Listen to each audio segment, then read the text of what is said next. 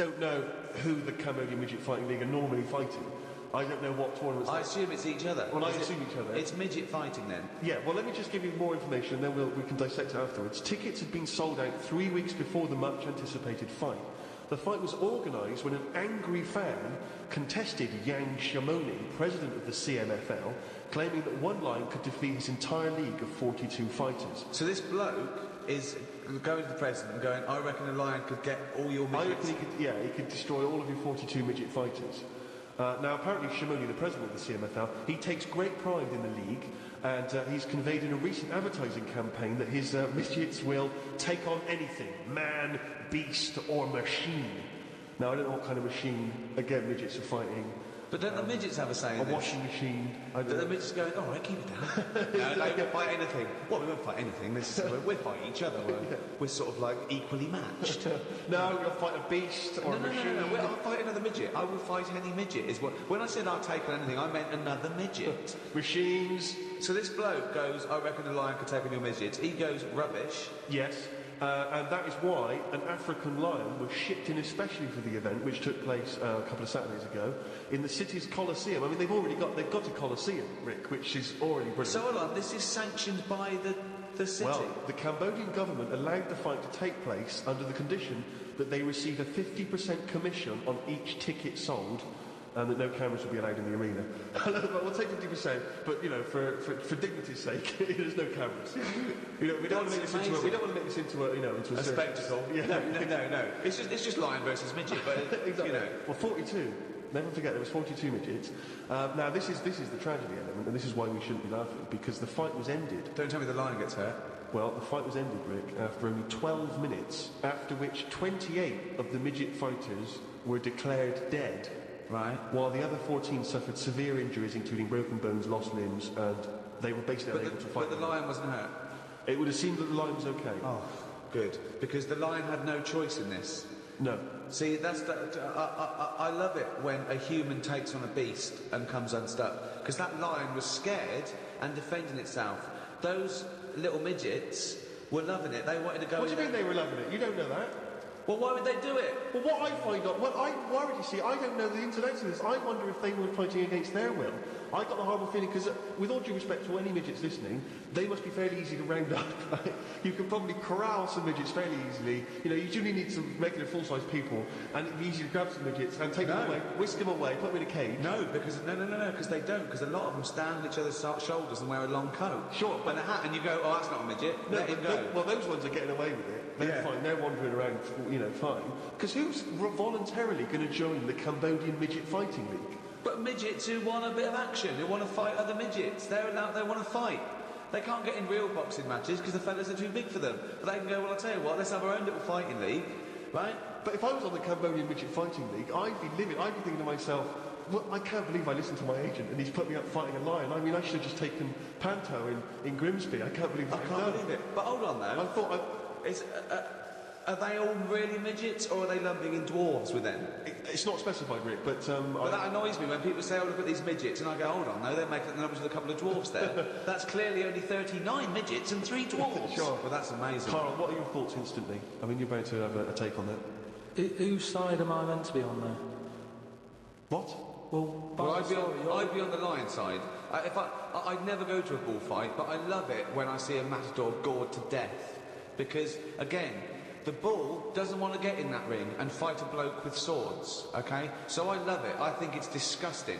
And when someone says a midget versus lion, I'm thinking, well, it's okay if the lion wins, to be honest, because they haven't got a choice. So, and I hate it when people go, oh, I went to a bullfight when I was in Spain, but it's the tradition, isn't it? Oh, well, there's loads of traditions that we don't adhere to anymore. So, I say it shouldn't have happened, of course, but if it happens, I'm glad the lion isn't hurt. See, what's annoying me is I've sent money to Cambodia because apparently they're hungry and haven't got any energy. So what's going on? Well, it's much easier to fill up a midget than it is a regular Cambodian. You know, they're I just feel like I'm being cheated a bit. You were conned before with a charity, weren't you? Well, a few times, yeah. What about the old lady? What was that? I got stopped, and it's like they sort of drag you in by saying, "Have you got a gram?" And I said, "No, they died." And that. It's like, "Oh, did they die of the cold?" No, just, you know, ill, what have you, just old age. He said, well, what happens with a lot of people's grands is they die in the cold, right? So I was like, oh, that's bad, isn't it? Anyway, so she's chatting, and she's showing me pictures of these old women who look cold, right? Saying, look at her, that's Edna. You know, she's got no family, she can't pay the bills and all that. Yeah. So I'm like, oh yeah. Anyway, it goes on for about 15 minutes, and you feel bad. You give them your bank details, right? And what happens is, every couple of months, you get a letter from Edna. Well, it's not from her, it's typed up and what have you. But there's a picture of Edna, right? And it's saying, oh, this December, you know, Edna's going to be extra cold. It's cold outside, she can't afford to pay the heat and what have you. Yeah. Keep going, right? So you keep paying every month like £5, whatever. Get another letter a few months later, right? Edna's sat there, she's got a tan. What do you mean she's got a tan? Well, when they said, you know, she's cold, I thought they meant for the heating, not to send her on holiday for a month. She sat there with a tan, I'm not joking. Are you sure it wasn't just a slight problem in the printing? No, definitely. Sure, it She wasn't looked well happy. Sure, it wasn't liver failure. This is a terrible thing to say, but when I see those people approaching now with the clipboards on the street, I always get my mobile phone out and pretend to have a conversation. The number of fake conversations I've had walking past there and there. Well, I felt sorry for them, right, because I thought, you know, to be fair, I've got about 10 standing orders where I felt sorry for them in court, right? I thought, they're doing a good deed, the least I can do. I find out they're on about £8 an hour. Are they? Yeah. They're not just doing it out of the kindness of their hearts. Well, I don't want to I lie thought they with were them. volunteers. I thought that was at least why I should feel guilty. If they get paid to do it. I don't know, I could be wrong. I think they do. What? I've heard they get paid and that. Well, if someone knows, maybe email us. Podcast at rickygervais.com is how you can get in touch with us. Because if you know if these guys are getting fleecing us twice. You know, I heard something. Carl thinks that. You think they're not. I don't know anything, but anything that will allow me. But to let's find out, because you know, I don't want to slag them off, because they're obviously doing a good thing. So we find this out. It's, you know, this is an educational show. I tell you what, though, right? Because we've talked about homeless people before and that. And I walked past one the other day. He's always cheerful, right? But don't you think, right? If you had a company, it's worth taking them on, because they never have a lie in. Brilliant. I'm finding it quite exhausting now, because a lot of the homeless I've encountered recently, they're not even after my money. They're just looking for conversation. While I was walking along the other day, and I don't know what you're supposed to say to this, we were both walking, happened to be both passing a Chinese restaurant. He glanced in, he looked back around to me, he went, woman in there with 3 phones, 3 mobile phones. Why does she need 3 mobile phones? Got nothing to say to that. Got no opinion. Got absolutely no opinion of it. And I was thinking, what's going to happen? You know, and you know that thing when you sort of suddenly you got across the road conveniently to just get out of it. And there was another mad woman who started going, she was walking past me, she went, do you want to come to my church? I went, no, I don't believe in God. She went, do you believe in God? Oh, 20 minutes. Conversation, 20 minutes. It was unbelievable. I got to a point where I was so angry with her, I was shouting out from across the other side of the room. I was the one who sounded like a nutter, going, there isn't a God! You see, when does it become, like, bad to avoid people like that? Do you know what I mean? Because some people say you shouldn't, you know, they're people like us who just had a bit of bad luck. Well, of course they are. Yeah, I know, but I remember one on our estate, right? And she was a bit, what's the word that you can use? Because I don't want to offend anyone. But I'd say, but sort of mental homeless. Is that a term? That's the official term. I think that is the new official term. It's mental homeless-itis. Right, so she lived on the estate and what have you, and she aged. How was she homeless if she lived on the estate? Well, she sort of decided to stay around there because I think people on the estate spoke to her more than people who had money. Do you know what I mean? Really? I was going to say, why would she choose an estate to not to live in, as opposed to like a walled sort of lovely community? Yeah. Why not go to St John's Wood or? Yeah, or I'd hang around in maybe, say, the maze in Hampton Court. Yeah, exactly. Yeah. No one's expecting to see a homeless person as they're trying to find their way around. Well, imagine the cash you'd make during the summer. The rich sort of Victorians used to keep sort of homeless in there as a little folly, and they used to pay them at the end if they stayed there for like 3 years. What do you mean? Were they paying? It was fashionable to have a little homeless little hobbit in your outhouse. Seriously. And what did they have to do anything for the money? Run, dance, no, they just had to be tigers? there. No, they had to be there when they brought around. They go, look, that's our little cat weasel fella living in our folly. Yeah. And then they got money, you know, at the end of it. There's just like really rich sort of Victorians and stuff. That's a great idea. They should definitely bring that back. Because you see, I would give a lot more to shelter and those kind of charities if I could have a homeless guy and do my bidding. I could make him and dance. they had really long beard and rags. Exactly. Yeah. And I could just make them do dances for me, or you know. And he was somewhat magical, possibly. That Yeah, would go, riddle-me-dee, fiddle-me-doo, what is my name and who are you? Exactly. Yeah. And then, Anyway, so this mental There's little ideas for shelter if anyone's listening. Yeah. Mental homeless woman on the estate. And what she used to do, right, she acted quite normal, and she used to always push like a pram around with her, right? And everyone was like, she can't have a kid, can she? Right?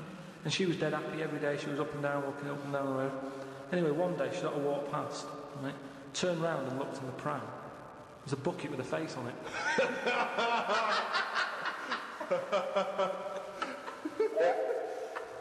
The Ricky Gervais Show on Guardian Unlimited. Rick, we've had an email here from a bloke. I think you're going to respect him, because I think you can tell straight away from his name that he's the kind of guy you'd want to hang out with. Go on. I know how much you love fun people. Yeah. Well, Paul, and he's calling himself this, Paul the Party Animal Parker. He's emailed in. He's given himself that moniker. Right, I assume they're in sort of like quote marks, They're aren't they? in speech marks, yeah. Paul Brilliant. the Party Animal Parker. And he's called himself that? Yeah. That I can't wait. So when you picture him, what are you thinking? Millhouse. Right, okay. I think he looks like Millhouse from The Simpsons. Yeah. He's working in sort of an IT department, maybe? Yeah, for a large possibly. organisation? Oh, I think he might still be at school. Okay, right, yeah. Yeah, I think. And this is the vital question. Do you believe him to be a party animal? I believe him to be a party animal is as much as a man with a long scarf that his mum knitted him to look like Doctor Who can be a party animal, yes. Do you think that when people are organising parties at his school, they're thinking the first person they got on the list and make sure he's guaranteed as You've got to take Paul the party animal. Because I bet he's got millions of affectations. I bet he wants to be known as the one that carries around a biscuit tin. Yeah. You know, he's got the scarf. He's the guy who only ever wears bowling shoes. It's his thing. It's his thing. He's a little bit kooky, it's his thing. But thank you very much indeed for your contribution. And it is very interesting what you sent in. He's found this on the web. I don't know why he's felt an affinity with this particular inventor. But anyway, there's a Serbian man, who has invented a sex machine for women. And he's appealing to Western women to test his device. He's from a town in, as I say, in Serbia. I guess Serbia? I guess that's right. Is that right? Well, I don't know. What does it say? Well, it says a Serbian man. Is it called Serbia? Yeah. Yeah. And what was all the Croatia-Serbia thing? Well, it doesn't matter now, does it? Okay. It doesn't matter now. It does to them. Otherwise they fought for nothing. What the hell do we know about world events? I mean, how long did that go on for? Months, isn't it? If they're inventing new countries, they can't expect me to keep up with current trends, can we? Anyway, this Serbian man has invented a sex machine for women, and he can't find any Serbian women to try it out, so he's looking now for Western women. He's taken out the patent on the ultimate sex machine. It runs on a 390-volt electric engine, simulates sex, and has a 7.5-inch artificial penis. He said, "My sex machine has an artificial penis that can make up to 180 moves in a minute." Now, I don't even know what that means. 180 moves? What? I mean, there's only really... Well, in and out, I in imagine. And out. It's largely the function. Unless I've been doing it what he's done. once. What he's done is he's put a dildo on a Black & Decker. A man can only manage the intensity of movement for about 5 seconds normally, but this machine can do it for as long as the woman wants. But anyway, so he's looking for a woman who will test this out. But what as soon as I read this, I was thinking, it's just imagining there going, "Oh, thanks for coming in. Yeah, okay." So what's going to happen is there's a penis that's going to pop out from here, and it's going to have sex with you. I'm going to stand behind the machine. I've got to stand behind here. There's a lot of dials and stuff, but I don't want to bore you in. Well, why do you have to stand behind it? I can't. It's technical stuff, but I've got to be behind the machine. But there's no penis on the robot at the moment. It's just a hole. No, don't worry. What will happen is I'll switch the machine on. I'll go behind, and then a penis will appear. Will it be like a metal-looking penis? It will be a robotic penis, but it will seem like it's a regular fleshy human penis. So you're going to So you're going to go behind this robot, Go behind the machine. disappear, Yep. and then a fleshy-looking penis is That going will appear through the hole. when I switch the machine on. Okay, and that'll be the real robotic penis. But you won't see me for the duration of your section. So you've made this sort of like robotic penis look really realistic. It's really realistic. You will not be able to tell the difference between, say, the robot one and mine, for instance. Okay, well I don't want to see yours. No, there's absolutely not. Because I've not come around here to have sex with a person. I know, you've come around to test the machine. Yeah, and that is exactly what you're going to get. Okay, and that will well, be some mechanical action. But why that is the idea that on the front maybe he's painted a picture of a robot's face. Yeah. And then when the machine begins, rather like one of those horror houses, like a kind of mansion in a spooky film, the eyes of the painting, they'll move. And the real eyes will appear, just staring out. But I don't think I can have sex with this machine unless you're actually in the room, just in case anything goes wrong. No. Don't worry, I'll be behind the machine, it'll be fine. It'll be safe, not a problem. Okay. But anyway, so yeah, Paul the Party Animal Parker sent that in, and knowing him, there'll be plenty more coming like that in future weeks. Carl, what do you think about that? Yeah. Well, they've always been sort of... I mean, to a lot of people, sex is important, isn't it? You know what I mean? Not to you? Well, it serves a purpose. What purpose? No. Because you don't want to have kids, so what purpose? Just, you know, Something to do in the evenings something to do, innit? when the telly's broken. But for years, like they've found stuff, haven't they? Machines from like Roman times that to that setup. No machines in Roman times. Like that though, the old sort of knob on a stick machine thing. The old Roman love that. stick. I'm sorry, but I watch Time Team every week, and Tony Robinson has never done an old knob on a stick machine. I just think of Julius Caesar sitting down and go, okay, aqueduct, we love that. Thanks for that. Straight roads, good idea. We can see the enemy coming. What have you got there? Well, I'm glad you've asked. Ploncticus. What have you got there? Wanklicus. What I've got here is a yielding knob, and I've put that on the end of the stick. Oh, a stick of phallus. Okay, well done, Wanklicus. Well done. You are my new right-hand man, as they say. Excellent. But they do stuff like that. You've been in the London Museum and that, and they've got sort of sex stuff from years ago. They've got like these metal pants that they used to wear. I don't know what that is. Metal pants. Yeah, sort of Is that metal. a chastity belt, you mean? They used to make women wear them so that they could... No, but they had them for blokes as well, though. Metal pants for blokes. Yeah. Why? So you had a little lot. So if he was away, he couldn't play away from home, and if he was away, she popped on a little. No, I just think they sort of like sexy metal pants. What? Oh, I don't know what you mean. What are you Sexy talking metal about? Well, pants. they'll have to look because I haven't got it in front of me. It's just something I remember seeing, some sort of sexy metal pants that they used to wear. But what are you saying? Sexy metal Carl, pants. when I was at the British Museum, that was Soho. No, what I mean That was is on Compton Street. You were looking they in the always shop had to window. be ready for like battle and that, but these were a little bit sexy, but protective at the same time. Right, I'll have to look I at love the it. idea that that's all you remember from the British Museum. So Lancelot, are you ready to face the Black Knight? Yeah. What do you think of these? Huh? What do you think of these? Well, I don't really care. Just I just want to look good on the battlefield. Well, they're both protective. Will there be women watching, cheering us on? Well, you're not going to fight like that, are you? What about with your I'm going to wear nothing except these sexy metal pants. But what about your chest is exposed? No, it's a good chest. I'll be working out. Yeah, I know, but what I mean is you want metal. I've actually been lifting up the round table every week. I just work out, do that about 4 times a day. But that machine, right? Why did it have to be a woman, or could they have got a little gay fella in? I Let don't me know. just check. It doesn't actually specify the small print here. I love that. Why do you want to see a little gay fella be? I don't want to see it. I'm just saying they're sort of more. Why Carl? Why do you I don't wanna see Why it. do you want to watch a gay man get buggered by a robot? I wasn't the one typing in gay machines on the internet finding stuff out about it. It's not a Steve gay was. machine.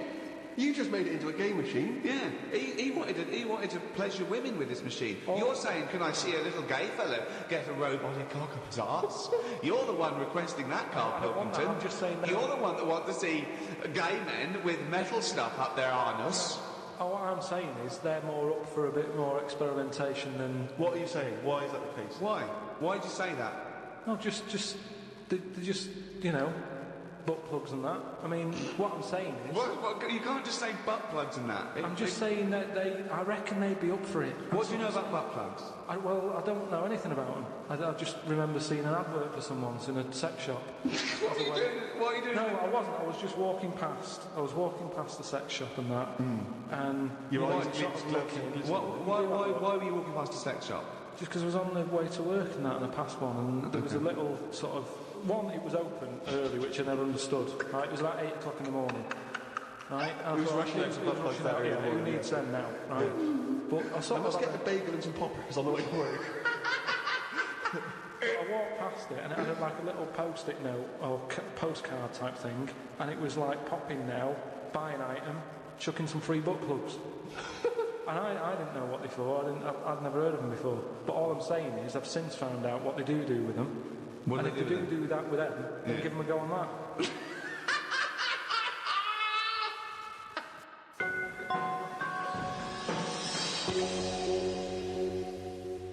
Another email here. This is they haven't given their name actually, but it's an interesting fact. I'm hoping it's true. America's first nudist organisation apparently was founded in 1929 by 3 men.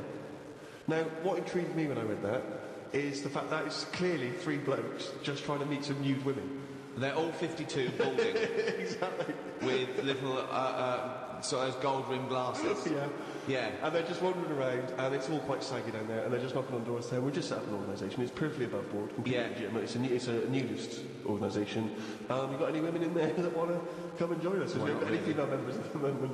Got any women in there interested in, volleyball or trampoline? I can't be doing with it, mate. You hate nudists, don't you? Nudists. I don't understand what it's all about at the end of the day. And here's something, right? Do you know, like, when you're a bloke nudist, right? Do you ever get any who just have, like, a small knob? I don't understand the question. What's your point? Well, are there any blokes who are knocking about who just have a normal-sized knob, or maybe a bit smaller than normal, who are happy wandering about showing off what they haven't got, if you know what I mean? I don't think nudists are just doing it because they're so proud of their knob. No, but there's got to be a little bit of that in it, hasn't there? Why? Say like Jonathan Ross, right? He's nipped to see you now and again and what have you. He's what? He sort of nipped in to see you now and again. He's always happy getting his knob out because he's known to have this big knob, right?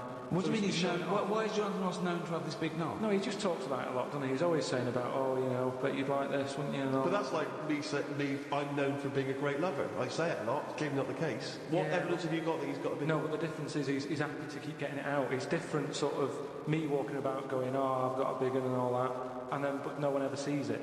But Jonathan sort of, he's always getting it out, isn't he? Have you seen him get it out before? He did get it out, but I wasn't looking. What do you mean you weren't looking? How do you know it was out? Just because he sort of was moving it about and that, and I could sort of see.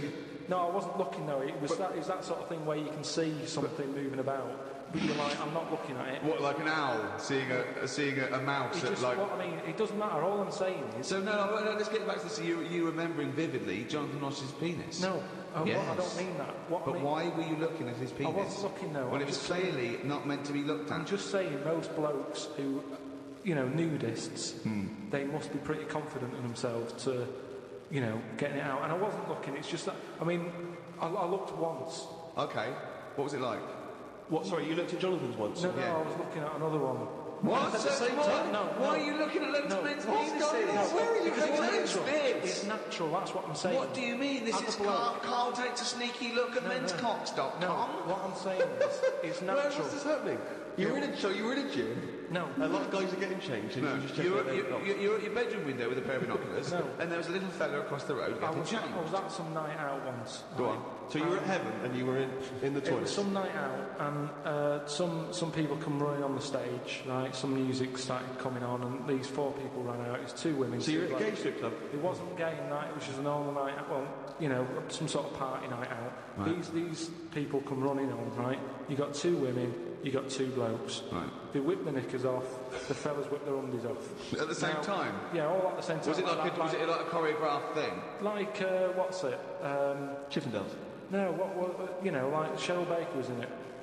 It was that thing where they sort of, on Eurovision Song Contest. Making your mind up. Yeah. When Bucks Fizz ripped off a larger skirt, conceding a smaller skirt. At no point did Bucks Fizz whip their knickers and pants off. When you said Cheryl Baker was in it, I was thinking, didn't she used to host Record Breakers? I don't remember that on there. Tea Time on BBC One. So that happened, and all I'm saying is, right, before I had a look at the woman's bits, right, I just had a little cheeky glance at the fellas. Why? Just checking it out, just seeing is everything normal down there. Why weren't your eyes drawn instantly to the ladies' bits? Don't believe me, I had a look at that. All I'm saying But you went to the guys first? I didn't know how long pants were going to be left off for. So you didn't want to miss your opportunity, is what you're saying? You saw a window of opportunity to see some men's bits and you thought, I better take it. No. Because this may never happen again. No. So what happened? So there's 2 women, 2 men, right? I don't know what sort of event this is where you're looking at anyone get their knickers and pants off. I don't know why you're looking at all. So you go, right, there's knickers and pants off. Right, let's check out the knob and testicles first. You're telling me you've never, like, when you've been in a gym or anything, you've not just sort of turned your head, have a look and go, all right, yeah, that's all right. Yeah. Been in a... Sorry, let's just get this question right. Have we ever been in a gym and just taken a sneaky glance at a man's genitals? Is that your question to us? Right, for me, it's the same as when you see someone who's a bit odd, two heads or whatever. Well, I'll be honest, if I was in a gym and a bloke came in with two heads,